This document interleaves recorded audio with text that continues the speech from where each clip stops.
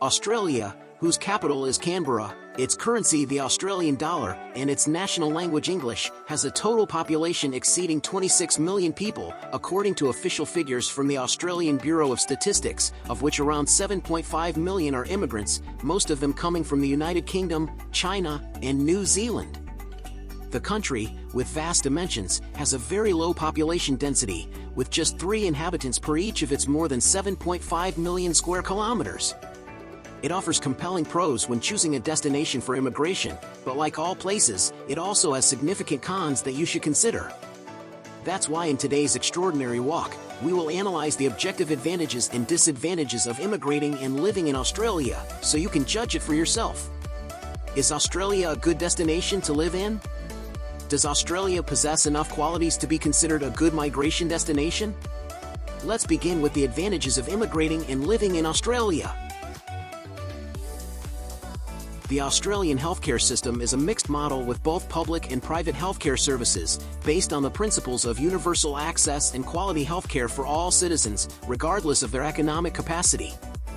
Due to its easy access, quality of healthcare, excellent infrastructure, and the high competence of healthcare professionals, among other factors, in the 2023 edition of the CEO World Healthcare Index, which ranks 110 countries based on factors contributing to overall health, Australia holds the third-best healthcare system in the world, surpassed only by Taiwan and South Korea. In 2023, following the latest revision of the minimum wage, it was raised to $23.23 per hour, approximately $882.80 weekly for a 38-hour work week. As for the average hourly wage, in 2023, this figure is around 35 Australian dollars per hour, which would translate to an average annual salary of about 70,000 Australian dollars, with a full 38-hour work week.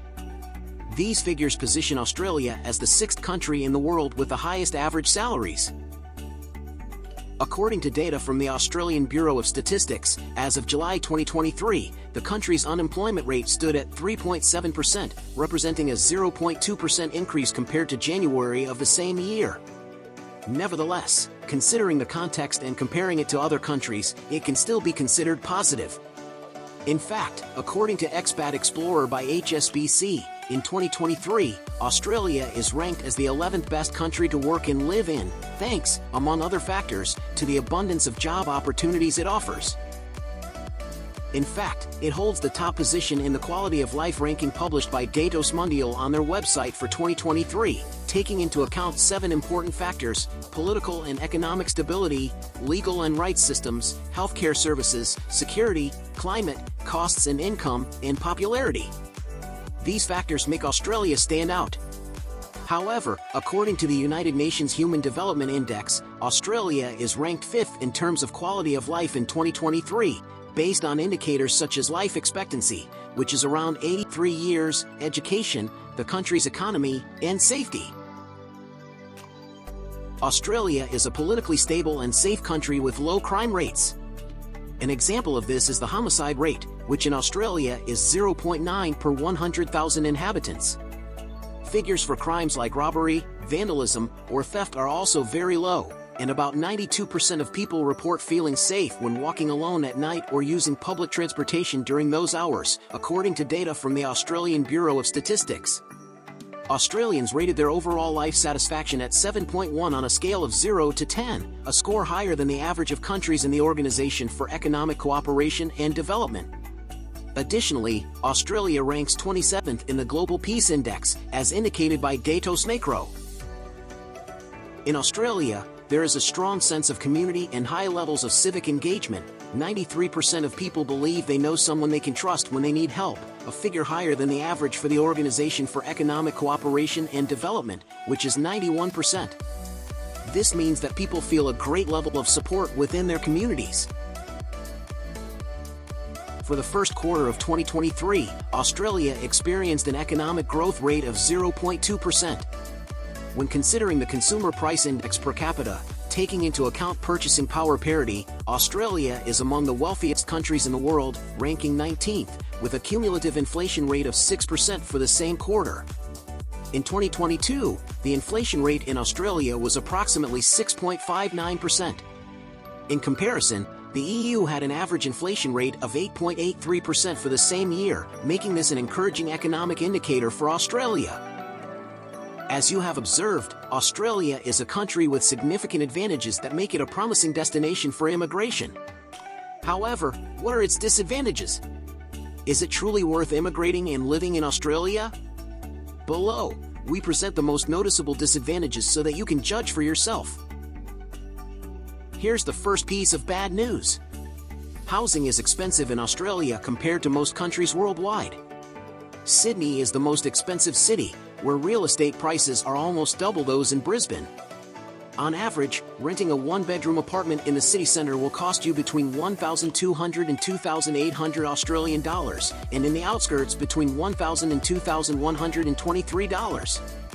In comparison, for example, rental prices are 17.3% higher than in the United Kingdom and 41.61% higher than in Japan. In fact, very few countries have such high average rental figures, with the United States being 36.16% more expensive. A more affordable option commonly used in the country to address this issue is sharing a room with others. Would you be willing to do that? Estimated monthly costs for a single person, $4,206 Australian dollars, making the cost of living in Australia more expensive than in 84% of countries in the world. These are indeed staggering and challenging figures, aren't they? The country has cities ranked among the 20 most expensive in the world in 2023, such as Canberra, which ranks 16th, and Adelaide at 17th place. To give you an idea, the Australian government specifies that the minimum amount you should have to comfortably cover the cost of living in Australia for 12 months is $21,041, which translates to $1,753 per month. This leaves little room for comparison when considering the minimum wage. This is a significant drawback if you're not from an English-speaking country and don't have a strong command of the language because, in addition to hindering communication and integration, the Australian government requires you to provide proof of your English language proficiency, along with many other documents and requirements. The IELTS, International English Language Testing System, for example, is one of the most recognized, accepted, and valued official English language exams for entering and studying at Australian higher education institutions. It assesses your level of English proficiency according to international standards, meaning it doesn't have a pass or fail outcome but measures and certifies your English level. The results are valid for 2 years and are accepted by more than 1,000 Australian organizations, including the country's top universities.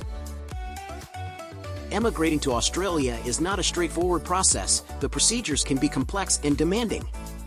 Meeting the requirements and completing the documentation can be a challenge. While Australia is open to immigration, all foreigners must meet a series of requirements that the government takes very seriously. There are some basic conditions you must fulfill regardless of the reason for your trip, such as obtaining international health insurance, providing a police or criminal record certificate, applying for an Australian visa, and demonstrating that you have enough money in the bank to support yourself during your stay in the country, which is $2,042 Australian dollars for each month you plan to be in Australia, plus an additional $2,000 equivalent to your flight out of the country. There are different types of visas, each with its own specific and sometimes extensive requirements. This is an interesting but extensive topic, so we'll mention them briefly and discuss the general requirements. Please let us know in the comments if you'd like us to create a detailed video on this subject. For now, if you plan to emigrate to Australia, the first thing you'll need to do is apply for the visa that suits your situation. To immigrate to Australia for studies, you will need the student visa, which grants you permission to undertake any course in Australia lasting from 3 months to 5 years. To immigrate to Australia for work, there are different visa options: the Work and Holiday Visa, the Temporary Work Visa, or the Temporary Skill Shortage Visa. In any case, to be able to work in the country, you must be over 18 years old and meet several essential conditions such as applying for a tax file number or opening an Australian bank account, since these are often required to receive your weekly salary. To immigrate to Australia and obtain permanent residency, you will need the Skilled Independent Visa or the Skilled Nominated Visa. With these visas, you can stay permanently in Australia. They also allow you to work and study anywhere in the country, sponsor relatives to apply for residency, and eventually become an Australian citizen. However, you must meet other requirements such as being under 45 years old or having competent English language skills. Australia is geographically isolated from many parts of the world, which can make it difficult for travel home to visit family and friends, often resulting in long and costly journeys. Additionally, the time difference between Australia and other countries can make real-time communication with loved ones challenging.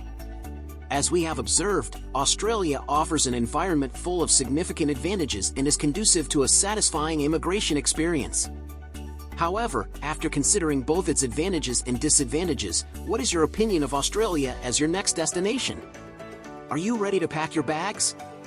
And so, we have reached the end of our extraordinary walk for today.